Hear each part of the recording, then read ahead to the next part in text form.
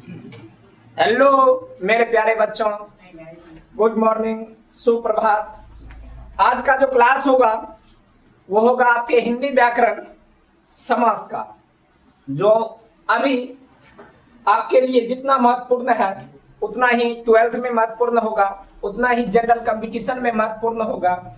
जब आप किसी भी चीज की तैयारी कीजिएगा तो हिंदी व्याकरण का जो प्रश्न है उसमें 100% आ जाता है। चाहे बिहार पुलिस हो गया, बिहार दरोगा हो गया, कोई भी एग्जाम है उसमें हिंदी व्याकरण का प्रश्न आता ही है। उसमें आप देखने को मिल जाएगा आपको कि समास से प्रश्न आ रहा है, तो वही समास जो है आज कराया जाएगा। तो चलिए क्लास को शुरू करते हैं। समास आपसे पूछा जाएगा कि समास का शाब्दिक अर्थ क्या होता है। अगर आपसे पूछा जाए कि समास का शाब्दिक अर्थ क्या होता है तो याद रखिएगा, आपको बताना है छोटा रूप, संक्षिप्त रूप। समास का शाब्दिक अर्थ क्या होता है? छोटा रूप, छोटा रूप या संक्षिप्त रूप। अगर आपसे ये पूछा जाए कि समास किसे कहते हैं तो आप लगभग उसको समझा सकते हैं कि कोई अगर बड़ा पद है, अगर बड़ा पद क्या होता है? छोटे रूप में व्यक्त हो जाता है, या बड़े पदों को हम छोटे रूप में व्यक्त कर पाते हैं तो उसे क्या कहते हैं? समास कहते हैं। क्या कहते हैं? समास। मेरे प्यारे बच्चों, आपसे अगर पूछा जाएगा कि समास क्या है तो आपको बताना है कि जब बड़े पदों को छोटे पद के रूप में व्यक्त कर सकते हैं तो उसे क्या कहते हैं? समास। अन्य भाषा में हम जानते हैं दो या दो से अधिक पदों का एक हो जाना। क्या?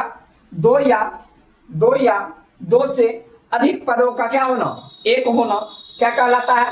समास कहलाता है। क्या कहलाता है? समास। अभी आपको बताया गया कि क्या होंगे जब बड़े पद छोटे हो जाएंगे। क्या हो जाएंगे? जब बड़े पद छोटे हो जाएंगे तब उन्हें हम क्या कह सकते हैं? समास कह सकते हैं। तो यहां देखिए, या तो दो पद होगा या दो से अधिक, चार पद, पांच पद हो जाएगा। जब छोटे पदों में व्यक्त होगा क्या हो जाता है? समास कहलाता है। जैसे रसोई का घर, ये क्या है? एक बड़ा पद है। क्या है? एक बड़ा पद है। और इसको अगर समास में व्यक्त करना होता है तो हम लिखते हैं क्या चीज? रसोई घर। क्या हुआ? एक बड़ा पद जो है एक छोटे पद के रूप में क्या हो गया? व्यक्त हो गया। क्या हो गया? व्यक्त हो गया। तो इसी को हम क्या कहेंगे? समास कहेंगे। जैसे विद्या का आलय, विद्या नाम सुनते ही पड़ोस वाली याद आ गई।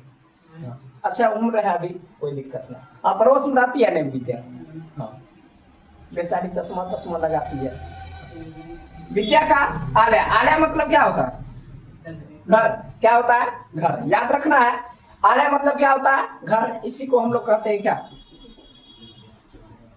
विद्यालय। क्या कहते हैं? विद्यालय। तो याद रखना है, समास किसे कहते हैं? जब बड़े पदों को हम छोटे पद में व्यक्त करते हैं उसे क्या कहते हैं? समास कहते हैं। या अन्य भाषा में आपसे पूछा जाए तो दो या दो से अधिक पदों का क्या होना? एक हो जाना क्या कहलाता है? समास कहलाता है। क्या कहलाता है? समास कहलाता है। आगे दिया गया है कि जितने भी समास होते हैं, याद रखिएगा, जितने भी समासिक शब्द होते हैं उनमें दो पद होते हैं। क्या होते हैं? दो पद होते हैं। जितने भी समासिक शब्द होते हैं, ये हमारा समासिक शब्द है, ये हमारा क्या है? समासिक शब्द है। तो जितने भी समासिक शब्द होंगे उनमें कितने पद होंगे? तो याद रखना है, दो पद होंगे। कितने होंगे? दो। जैसे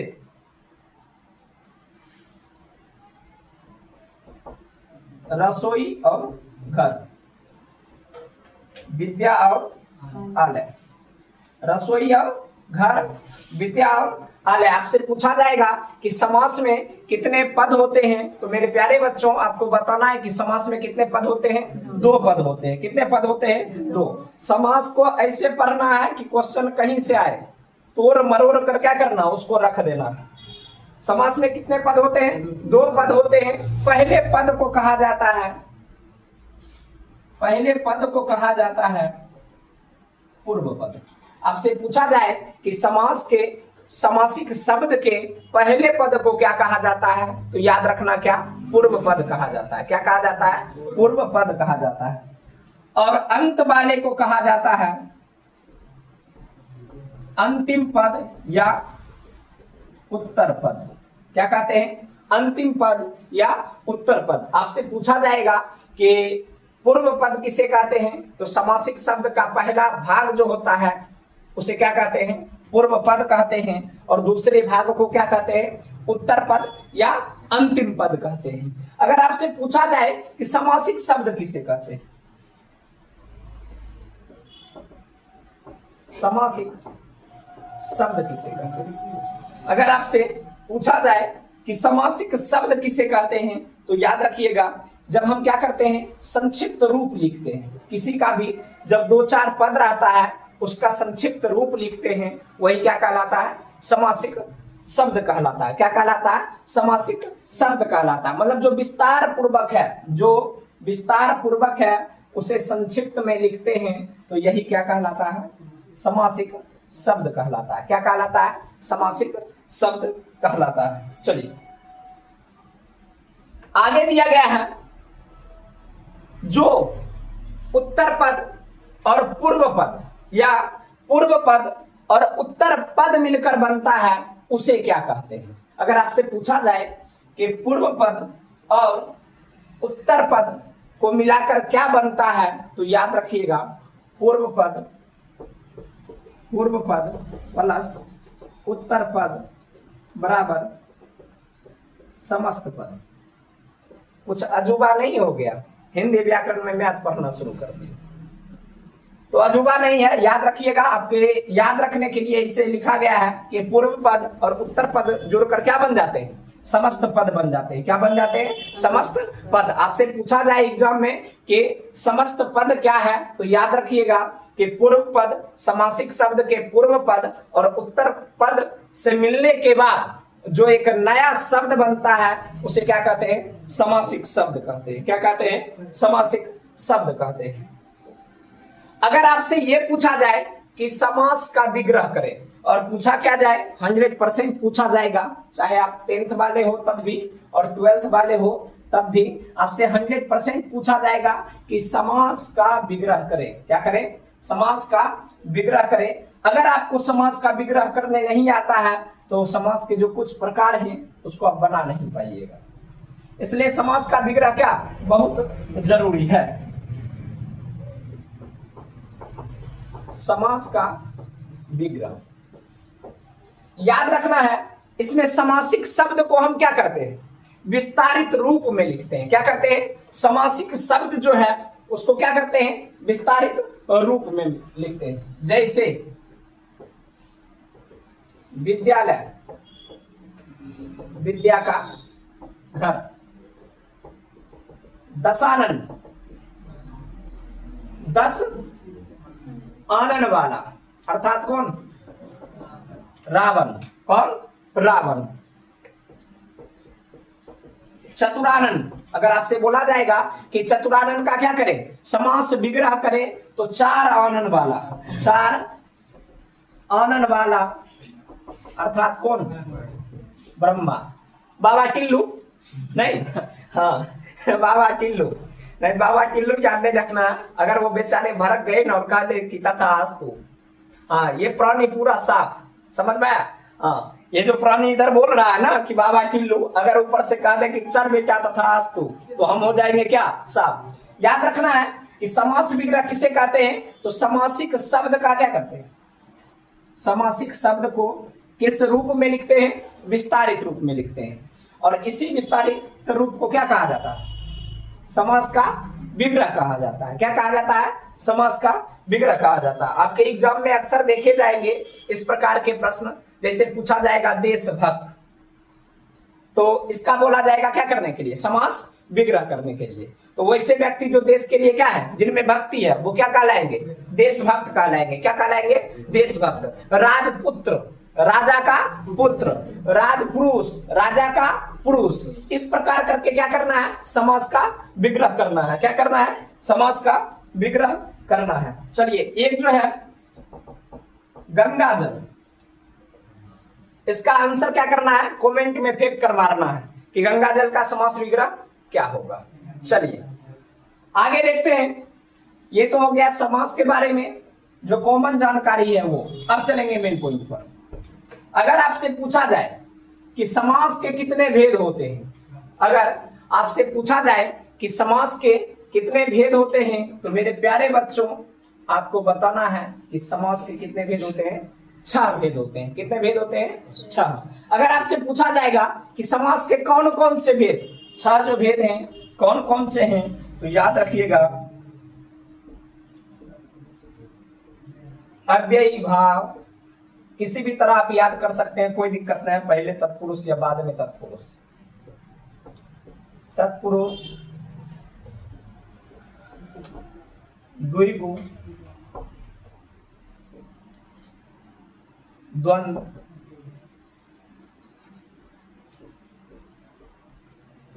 कर्मधारय, बहुव्रीहि। अगर आपसे पूछा जाए कि समास के कितने प्रकार हैं, तो याद रखना कितना? 6। और एक और आ जाता है बेचारा सौतेला बेटा,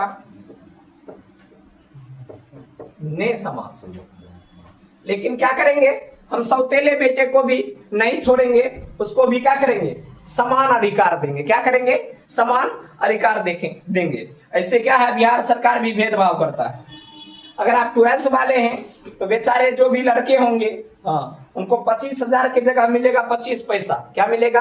25 पैसा। अगर वो भी 25 पैसा अगर मुख्यमंत्री योजना से आ जाए तो बहुत अच्छा। लेकिन जो बालिका, हाँ, जो विक्टोरिया देख रहे होंगे, हाँ, उनको तो याद रखिएगा कि आपको मिलने वाला कितना?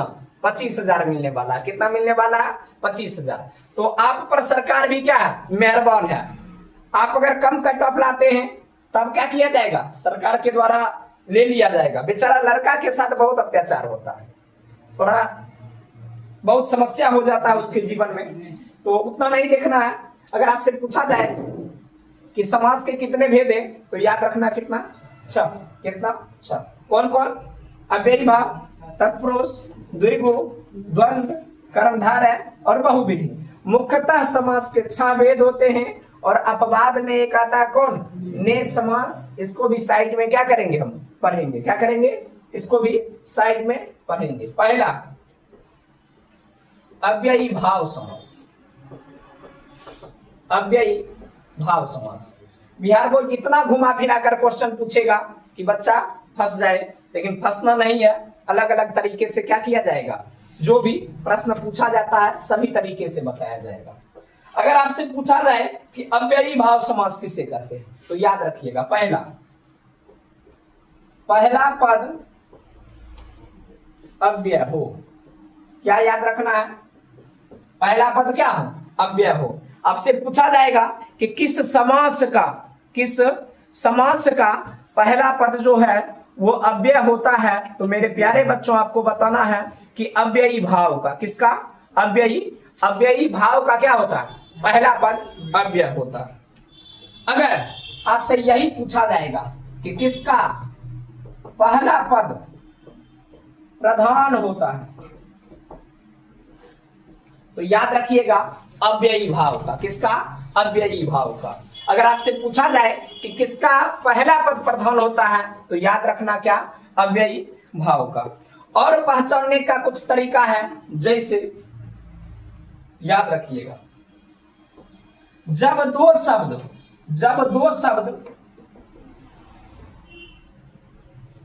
जब एक समान शब्द 2 बार आ जाए, वो भी क्या हो जाएगा? अव्ययी भाव हो जाएगा। क्या हो जाएगा? अव्ययी भाव हो जाएगा। आपको याद रखना है कि जब एक समान शब्द कितने बार आ जाए? 2 बार आ जाए, तो क्या हो जाएगा? अव्ययी भाव हो जाएगा। क्या हो जाएगा? अव्ययी भाव हो जाएगा। और थोड़ा याद रखना, आ, यथा, प्रति, नि, उपसर्ग। याद रखिएगा और भी उपसर्ग हैं जो क्या अगर शब्द के आगे लग जाते हैं तो क्या हो जाएगा? अव्ययी भाव हो जाएगा। क्या हो जाएगा? अव्ययी भाव हो जाएगा। देखिए यहाँ एग्जाम में कैसे घुमाया जाएगा प्रश्न, आपसे पूछा जाएगा कि किसका पहला पद अव्यय होता है, तो ये बताना क्या?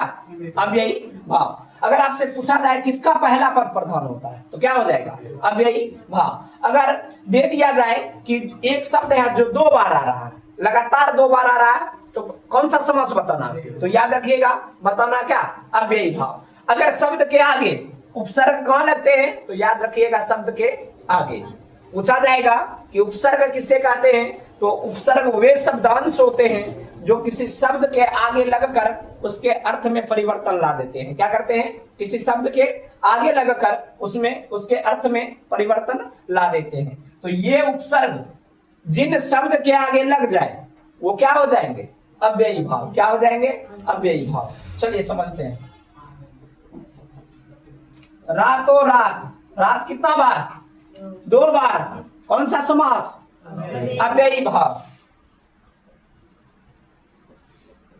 बार बार, कौन सा? अव्ययी भाव। कौन सा? अव्ययी भाव। अगर आपसे पूछा जाएगा बार बार कौन सा समास? अव्ययी भाव समास। और घर घर कौन सा समास? अव्ययी भाव समास। कौन सा? घर घर कौन सा समास? अव्ययी भाव समास। क्या याद रखना है कि जब चलेंगे वहां भी चलेंगे, जिसको डाउट है हम देखेंगे। कुछ बच्चे को लग रहा है ये क्या द्वंद्व समास है। क्या है? द्वंद्व समास है। लेकिन यहाँ जो ट्रिक लिखाया गया उसके अनुसार ये क्या है? अव्ययी भाव है। क्या है? अव्ययी भाव है। हम बताएंगे द्वंद्व समास भी क्या होता। तो याद रखना है कि जब एक समान शब्द कितने बार आ जाए? 2 बार आ जाए, वो कौन सा समास? अव्ययी भाव समास। जैसे यथा संभव, आगे क्या लगा? यथा लगा। कौन सा समास? अव्ययी भाव।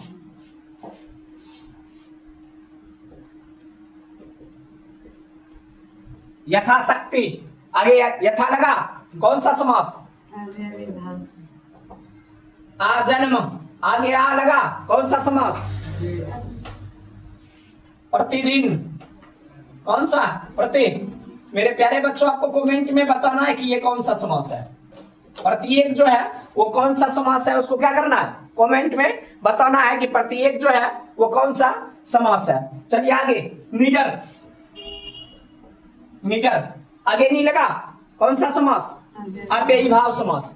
कमेंट में बताना है कि ये जो है ये कौन सा समास है। निरोग जो है कौन सा समास है। उम्मीद है कि याद हो गया होगा कि अव्ययी भाव का पहला पद अव्यय होता है, पहला पद प्रधान होता है। दोनों शब्द अगर एक जैसा शब्द 2 बार लगातार आए अव्ययी भाव होंगे। आ, यथा, प्रति, नि और भी कुछ उपसर्ग हैं, अगर ये सब लगे रहे तो क्या होंगे? अव्ययी भाव होंगे। ये समास का पहला भेद, पहला प्रकार। चलिए आगे चलते हैं।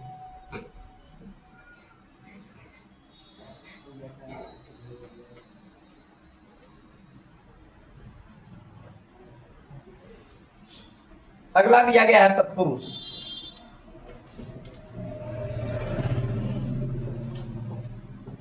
तत्पुरुष समास। अगर आपसे पूछा जाए कि तत्पुरुष समास किसे कहते हैं, अगर आपसे पूछा जाए कि तत्पुरुष समास किसे कहते हैं, तो मेरे प्यारे बच्चों आपको बताना है कि जिस समास का अंतिम पद प्रधान हो। क्या हो? जिस समास का अंतिम पद प्रधान हो उसे क्या कहते हैं? तत्पुरुष समास। या जिस समास का उत्तर पद प्रधान हो उसे क्या कहते हैं? तत्पुरुष समास। क्या याद रखना है कि जिस समास का या तो अंतिम पद प्रधान होगा या क्या होगा? उत्तर पद प्रधान होगा। अभी बताया गया कि समास में कितने पद होते हैं? 2 पद होते हैं। पहले पद को कहा जाता है क्या? पूर्व पद। और दूसरे पद को क्या कहा जाता है? उत्तर पद या अंतिम पद। अगर आपसे यही पूछा जाए कि किस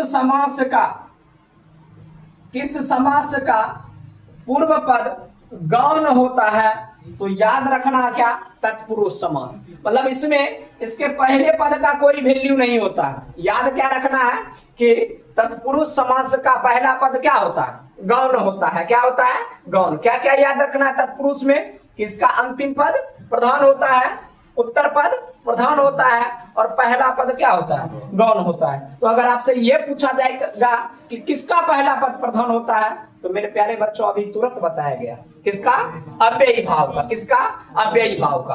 किसका पहला पद प्रधान होता है, तो अव्ययी भाव का। किसका अंतिम पद प्रधान होता है, तो तत्पुरुष का। किसका, तत्पुरुष का। चलिए उदाहरण देखते हैं, तत्पुरुष का उदाहरण देखते हैं। राजमहल बोलते हैं क्या, वो देखो राजमहल है। क्या है, राजमहल। राजमहल मतलब क्या, राजा का महल। बताओ हम राजा के बारे में बताते हैं या उसके महल के बारे में, महल के बारे में। तो यहाँ पहला पद का कोई वैल्यू ही नहीं रहा। वैल्यू किसका है, महल का। किसका, महल का। विद्यालय, विद्यालय, क्या बात है, विद्या बार बार आ रही है। विद्यालय बोलते हैं वो विद्यालय है। क्या है, वो विद्यालय है। तो आप बताइए कि वो विद्या जो ज्ञान दिया जाता है उसके बारे में बात करते हैं, कि वो घर जहां विद्या दिया जाता है उसके बारे में बात करते हैं। तो उस घर के बारे में बात करते हैं, तो यहाँ आलय क्या हो जाएगा, कौन सा, तत्पुरुष समास। भोजनालय, भोजनालय, भोजन का आलय, भोजन का घर। जैसे हम लोग होटल को देखते हैं, सड़क के किनारे लगता है ना ढाबा, वहां लिखा रहता क्या, ये भोजनालय, वो भोजनालय, मिश्रा जी का भोजनालय, ऐसा लिखा रहता है। हंसी आ गया। और पंडित जी का भोजनालय भी लिखा रहता है।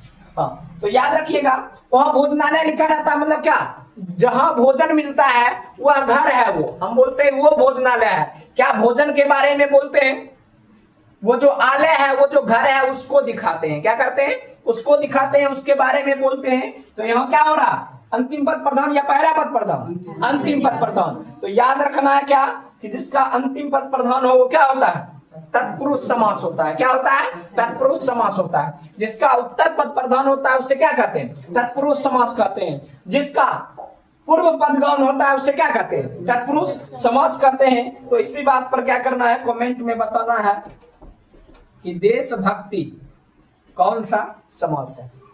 बताना है क्या, कि देशभक्ति जो है वो कौन सा समास है। तत्पुरुष याद हो गया, अंतिम पद प्रधान, उत्तर पद प्रधान, पहला पद क्या, गौण। पहला पद क्या, गौण। पहला किसका प्रधान, अव्ययी भाव। क्या, अव्ययी भाव। क्लास में जुड़े हैं तो लास्ट तक क्या कीजिएगा, बने रहिएगा। 100% जो है वीडियो अंत होते होते यही समास याद करवा दिया जाएगा। बाद में कॉपी पलटने की कोई जरूरत नहीं होगा। जो अच्छे बच्चे होंगे वो क्या कीजिएगा, एक बार कॉपी जरूर पलट लीजिएगा ताकि रिवीजन होता रहे। आगे दिया गया है द्विगु समास। कौन सा समास, यही याद हो जाएगा 100%। आगे और तीसरा द्विगु समास। सबसे बड़ा खराबी क्या है, आप लोग जुड़ते जरूर हैं, चाहे एक बच्चा जुड़ते, दो बच्चा जुड़ते, तीन बच्चा जुड़ते, चार बच्चा, जो भी देखते हैं उसमें कमी क्या है वो कभी नहीं बताते। जैसे आप अगर हमारे वीडियो को देख रहे हैं, 5 मिनट देखें, 10 मिनट देखें, तो उसमें क्या कमी आया, समझने में दिक्कत हुआ, क्वालिटी खराब आ रहा है, या जो भी समस्या है आपको क्या करना है, बताना है। बताना इसलिए है ताकि हमें पता चले कि हमें क्या कमियां हैं, तो हम क्या कर सकेंगे, उस कमी को दूर करके आप तक अच्छे से अच्छे क्वालिटी को क्या करेंगे, लाएंगे। इसलिए आप कमेंट जरूर किया कीजिए। द्विगु समास याद रखना है कि जिसका पहला पद संख्यावाची, आपसे पूछा जाएगा कि किसका पहला पद संख्यावाची, तो याद रखना क्या, द्विगु। इसका पूर्व पद संख्यावाची, किसका पूर्व पद संख्यावाची, याद रखना क्या, द्विगु। क्या, द्विगु। अभी बताया गया ना कि दो पद होते हैं, पहले वाले पद को क्या कहा जाता है, पूर्व पद, या उसको कह सकते हैं क्या चीज, पहला पद। क्या कह सकते हैं, पहला पद। शॉर्टकट क्या याद रखना कि जिसके आगे संख्या लग जाए, क्या लग जाए, जिसके आगे संख्या लग जाए वो क्या हो जाएगा, द्विगु समास हो जाएगा। क्या हो जाएगा, द्विगु। जैसे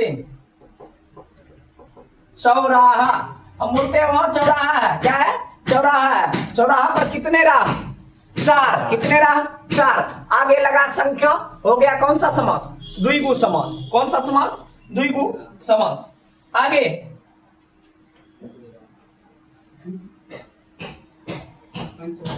त्रिभुवन, कितने भुवन, तीन। पंचवटी, कितने बट, पांच बट। त्रिभुज, कितने भुजा, तीन। नवरत्न, कितने रत्न, नौ। तो याद रखिएगा क्या, जिसमें क्या लग जाए, आगे संख्या लग जाए वो क्या हो जाएगा, द्विगु समास। कमेंट में बताना है कि दशानन जो है वो कौन सा समास है। चलेंगे आगे, दशानन पर भी चलेंगे, लेकिन दशानन वहां भी हम छोड़ देंगे, आपको ही बताना कमेंट में कि दशानन कौन सा समास है, क्योंकि आगे क्या लगा हुआ है, संख्या लगा हुआ है। क्या लगा है, संख्या लगा है। चलिए तीन समास को जो है वो करवा दिया गया है। कौन कौन, थोड़ा देख लेते हैं पीछे चल के। अव्ययी भाव, पहला पद अव्यय, पहला पद प्रधान। उसके बाद तत्पुरुष समास, जिसका अंतिम पद प्रधान, उत्तर पद प्रधान, पूर्व पद गौण। तीसरा द्विगु समास, जिसका पहला पद संख्यावाची या पूर्व पद क्या, संख्यावाची। आगे चलेंगे द्वंद्व समास। क्या चलेंगे, द्वंद्व समास। चलिए याद रखना क्या, जिसका दोनों पद प्रधान हो, क्या हो, जिसका दोनों पद प्रधान हो उसे क्या कहते हैं, द्वंद्व समास कहते हैं। क्या कहते हैं, द्वंद्व समास। आपसे पूछा जाएगा कि द्वंद्व समास किससे कहते हैं, तो याद रखिएगा जिसका क्या होता है, दोनों पद प्रधान होता है। क्या होता है, दोनों पद प्रधान होता है, उसे क्या कहते हैं, द्वंद्व समास कहते हैं। क्या कहते हैं, द्वंद्व समास कहते हैं। जैसे अगर जैसे बोला जाए, और याद रखना कि बीच में क्या लग जाएगा, हाइफन लग जाएगा। क्या लग जाएगा, हाइफन लग जाएगा, वो क्या होगा, द्वंद्व समास। याद रखिएगा वैसे शब्द जो दोनों शब्द हमेशा एक ही साथ चलता है, मतलब अगर एक शब्द का उच्चारण किया जाएगा तो साथ में उस शब्द का भी क्या किया जाएगा, उच्चारण किया जाएगा। जैसे सीता, सीता के साथ किसका नाम लिया जाता है, राम का, तब होता है क्या, सीता राम। राधा कृष्ण, माता पिता, भाई बहन, सास ससुर। अरे महाराज ये ससुर नहीं असुर है, समझ में आया। हाँ याद रखिएगा, अभी सास ससुर का नाम लेते ही बड़ा खुशी मिला। ओ नहीं, पूरा सुकून, ससुर जी आए हैं। ये ससुर जी नहीं असुर जी हैं, समझ में आया। अपना वो सिर का भार क्या करेंगे, उठा करा के आपके सिर पर डाल देंगे और लगाते रहिए, पूरा जीवन क्या करेगा, लगाते रहेगा, लगाते रहेगा। और ये असुर जी आएंगे तुम्हारे घर पर, ज्यादा खुश नहीं होना है। ऐसे उम्र है अभी, सास ससुर का नाम सुनने के बाद क्या बच्चा भी खुश ही होता है, लेकिन जो शादी विवाह कर चुका है उससे पूछो कि इस असुर जी के बारे में। कोई बाबूजी जो है अपने बेटी देने के लिए तैयार नहीं है, इसीलिए अभी तक नहीं किए हैं। चलिए क्या याद रखना है कि द्वंद्व में क्या, दोनों पद क्या होगा, प्रधान होगा, या बीच में क्या लगेगा, हाइफन लगेगा। या याद रखना कि जैसे आपसे अगर पूछा जाए कि जलवायु कौन सा समास है, तो क्या हो जाएगा, द्वंद्व हो जाएगा। क्या हो जाएगा, द्वंद्व, क्योंकि ये दोनों शब्द क्या होंगे, एक साथ चलेंगे। नर नारी, देश विदेश, अमीर गरीब, अगर ये सब पूछा जाएगा कौन सा समास, द्वंद्व समास। कौन सा, द्वंद्व समास। भात दाल कौन सा, दही चीनी, लगता है आज भोज करवा के ही मानेंगे। हाँ तो आपको बताना है, किसमें, कमेंट में बताना है कि गुण दोष कौन सा समास, क्या गुण दोष जो है कौन सा समास है। और ये सभी जितने भी अभी शब्द लिखे गए हैं सबके बीच में क्या आएगा, हाइफन आएगा। क्या आएगा, हाइफन। ये जितने भी हैं सबके बीच में क्या आएगा, हाइफन आएगा। सिर्फ जलवायु में नहीं आएगा, लेकिन फिर भी जलवायु कौन सा समास होगा, द्वंद्व समास होगा। क्या होगा, द्वंद्व समास होगा। चलिए, कुछ बच्चा का कहना था कि मेरे प्यारे महाराज आप जो बता रहे थे रातों रात, उसके बीच में क्या था, हाइफन था। क्या था, हाइफन था। बार बार बता रहे थे, उसमें क्या था, हाइफन था।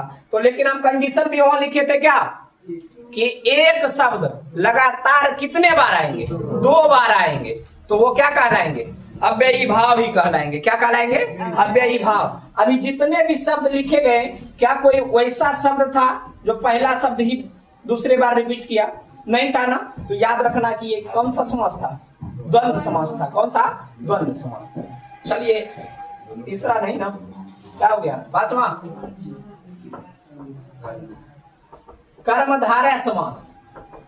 क्या, कर्मधारय समास। अगर आपसे पूछा जाए कि कर्मधारय समास किससे कहते हैं, तो याद रखिएगा, कर्मधारय समास किससे कहते हैं, तो याद रखना क्या, कि जिसमें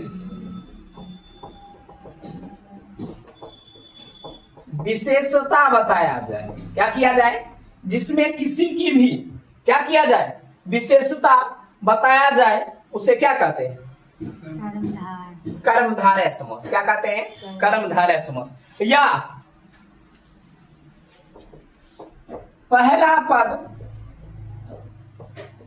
विशेष और दूसरा क्या, या अंतिम क्या, विशेषण। पहला पद क्या हो, विशेष, और दूसरा पद क्या, विशेषण। वो कौन सा समास, तो याद रखना क्या, कर्मधारय समास। क्या, कर्मधारय समास। चलिए देखते हैं इसका उदाहरण। तो याद रखना है, विशेषता बताया जाएगा, पहला पूर्व क्या होगा, विशेष, और अंतिम क्या होगा, विशेषण होगा। क्या होगा, विशेषण। थोड़ा बहुत क्या किया जाए, सबका थोड़ा बड़ाई कर दिया जाए, नहीं होता ना, इंप्रेस करने के लिए मारा जाता है, मतलब। चलिए छोड़िए। कमल नयन, आगे कोई बेचारी पड़ जाए तो बोले तुम्हार जो आंख है ना वो कमल जैसे दिखत है। हाँ, तुम्हार आंख कैसा दिखत है, कमल जैसे। अगर किसी की विशेषता बताते हैं कि आंख कैसा दिख रहा है बेचारी का, कमल के जैसा। कैसा, कमल के जैसा। तो बताओ क्या किया जा रहा है, विशेषता बताया जा रहा है। कौन सा समास, कर्मधारय। कौन सा, कर्मधारय। और क्या हो जाएगा, काली मिर्च। मिर्च की विशेषता क्या, काली है। कैसी है, काली है। क्या हो जाएगा, कौन सा, कर्मधारय समास। कौन सा, कर्मधारय समास। और थोड़ा बड़ाई कर देते हैं, चंद्रमुखी।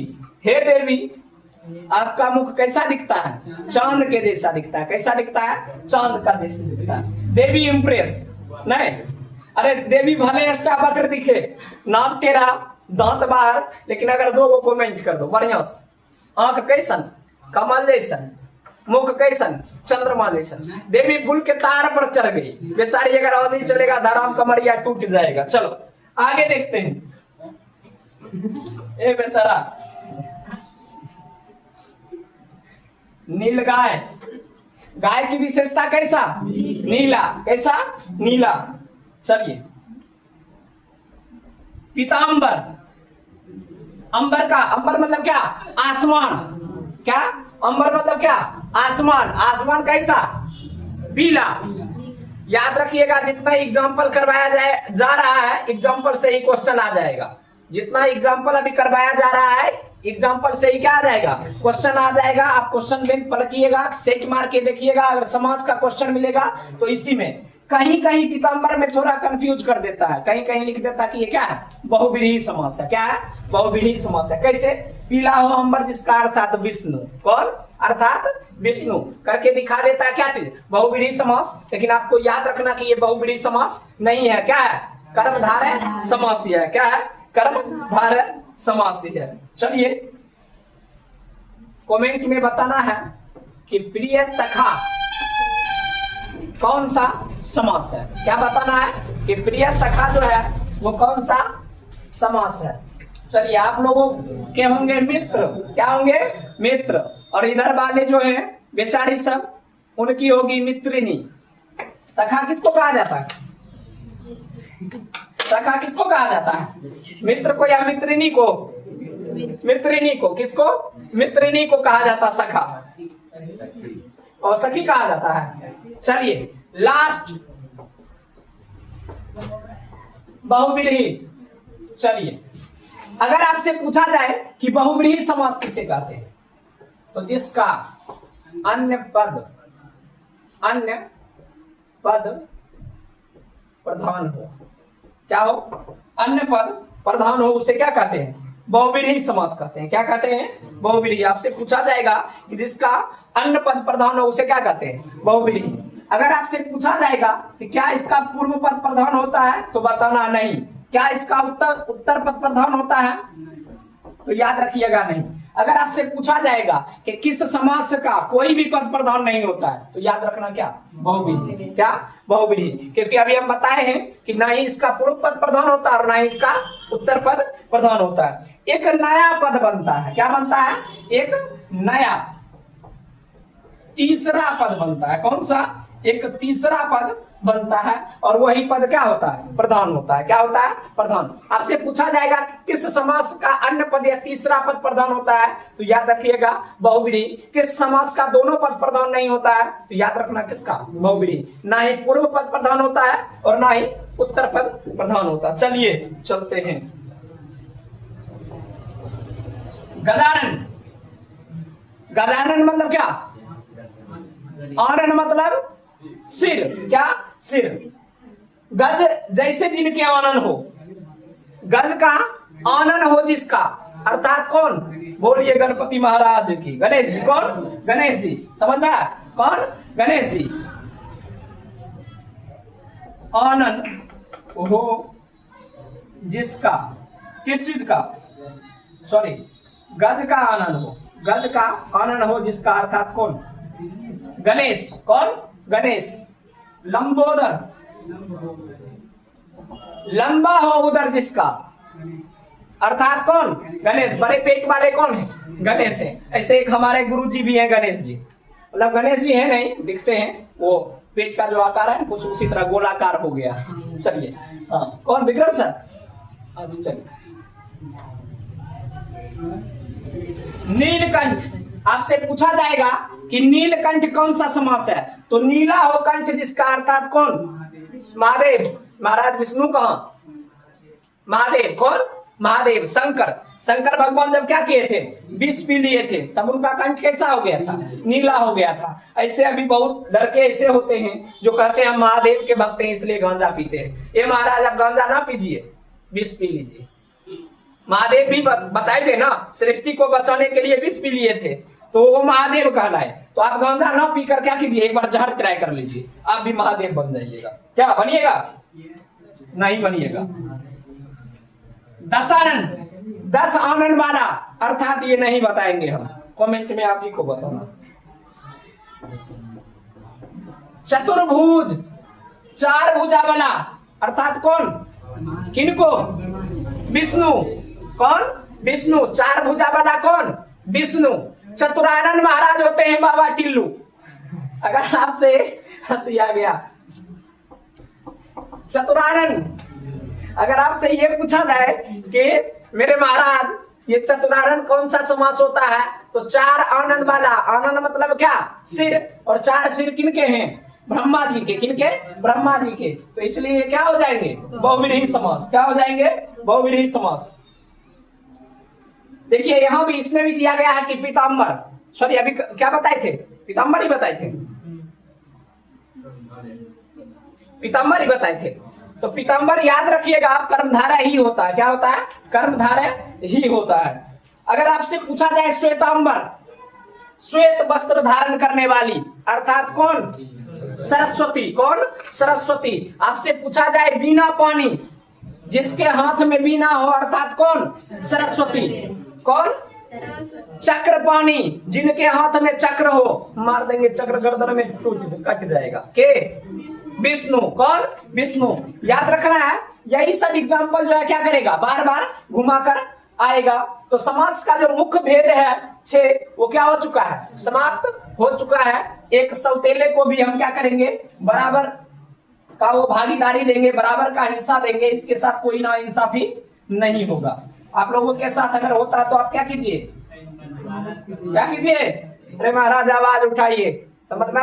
अगर आपके साथ क्या होता है, ना इंसाफी होता है तो आप आवाज उठाइए। चलिए लास्ट ने समास। आपसे पूछा जाए कि ने समास किसे कहते हैं तो याद रखिएगा,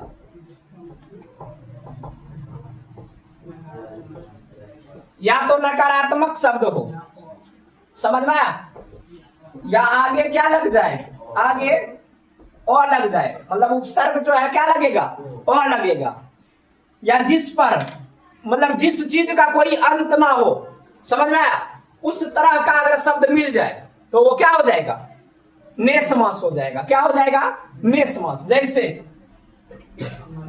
अजीत, जिसको कोई जीत ना सके, क्या कोई जीतेगा नहीं, आगे लग भी गया क्या, कौन सा समास? अमर, जो कभी ना मरे, क्या, ने समास। अनंत, कौन सा समास, ने समास। कौन सा, ने समास। तो चलिए आपको बताना है कि आमरण कौन सा समास है, कमेंट में आपको बताना है कि आमरण कौन सा समास है। और मेरे प्यारे बेचारों सब हंसिएगा नहीं, हाँ, क्योंकि अगर आपको लग रहा होगा कि ने के बगल में लिखे तो ने समास है, तो ये क्या है, एक वहम है। आप अच्छे तरह से क्या कीजिएगा, समास का रिवीजन कीजिएगा। चलिए एक बार जितना पढ़ाया हुआ है उसको हम रिवीजन करवाते हैं और क्लास को करते हैं क्या कर, समाप्त करते हैं। बस रिक्वेस्ट रहेगा, विनती रहेगा कि आप क्या कीजिएगा, जो समस्या आता है कमेंट में जरूर बताइए कि सर समस्या आता है, ये दिक्कत है, वो दिक्कत है। हम क्या करेंगे, कोशिश करेंगे कि समाधान हो जाए। अब यही भाव कौन सा, पहला पद अव्यय, पहला पद प्रधान, याद रखना क्या, अव्ययी भाव। या एक शब्द कितने बार, 2 बार, किसमें, अव्ययी भाव। तत्पुरुष, अंतिम पद प्रधान, पहला पद गौण, उत्तर पद प्रधान, पूर्व पद गौण। पूर्व पद या पहला पद एक ही होता है ना, या उत्तर पद या अंतिम पद क्या होता है, एक ही होता है। तो अंतिम पद प्रधान होगा, पूर्व पद क्या होगा, गौण होगा, किसमें, तत्पुरुष समास।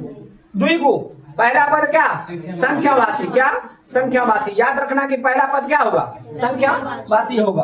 द्वंद्व समास, दोनों पद प्रधान किसमें, द्वंद्व समास। आपसे पूछ लेगा बिहार बोर्ड कि किस समास का दोनों पद प्रधान होता है, तो मेरे प्यारे बच्चों आपको क्या करना, बताना है कि किसका, द्वंद्व समास का। किसका, द्वंद्व समास का। आपसे पूछा जाएगा कि पहला पद किसका संख्यावाची होता है, याद रखना किसका, द्विगु का। किसका, द्विगु का। आपसे पूछा जाएगा कि पहला पद किसका अव्यय होता है, तो अव्यय, याद रखना किसका, अव्ययी भाव। आपसे यह पूछा जाएगा कि किसका उत्तर पद प्रधान होता है, तो मेरे प्यारे बच्चों आपको बता देना क्या, तत्पुरुष समास। अगर आपसे यही पूछा जाएगा कि किसमें विशेषता बताया जाता है, किस समास में विशेषता बताया जाता है, तो याद रखिएगा कौन सा, कर्मधारय है। और आपसे अगर पूछा जाए कि किस समास का दोनों पद प्रधान नहीं होता है, तो क्या, बहुव्रीहि। यही पूछा जाए किस समास में एक तीसरा पद निकलता है, कौन सा, बहुव्रीहि। किस समास का अन्य पद प्रधान होता है, क्या,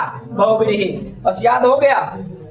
उम्मीद है कि समझ आ गया होगा, और अगर समझ आ गया होगा तो आपके एग्जाम में, चाहे आप 10th वाले देख रहे हैं, 9th वाले देख रहे हैं, 8 वाले भी देख रहे हैं, ये हर क्लास के लिए है। 6, 7 के बाद 7 से ये क्या हो जाएगा, शुरू हो जाएगा। और याद रखिएगा जब तक आप कहीं सक्सेस नहीं होइएगा तब तक आपको हिंदी व्याकरण पढ़ना ही है। मतलब असुर जी आने से पहले, असुर जी आ जाते हैं, वैवाहिक जीवन में प्रवेश कीजिएगा, क्या पता हिंदी व्याकरण का सामना हो या ना हो। वहां हिंदी व्याकरण का सामना होगा या नहीं, लेकिन जो आएगी ना सीधे निशाना बना मारेगी, छोटी टना फुला देगी। चलिए तो आज का जो क्लास है यही समाप्त करते हैं। आज ही शाम में 6 बजे क्लास 12th का करवक करवाया जाएगा। क्या करवाया जाएगा? करवक करवाया जाएगा। और लाइव क्लास बोला गया था, लेकिन लाइव क्लास में दिक्कत आ जाता है, यहाँ नेटवर्क नहीं होने के कारण कुछ समाधान किया जाएगा। तब क्या है, प्रत्येक दिन 3 क्लास चलाया जाएगा, जिसमें 10th का रहेगा, 11th का रहेगा और 12th का रहेगा। मेनली 3 क्लास ही चलाया जाएगा, 11th, 10th, 11th और 12th।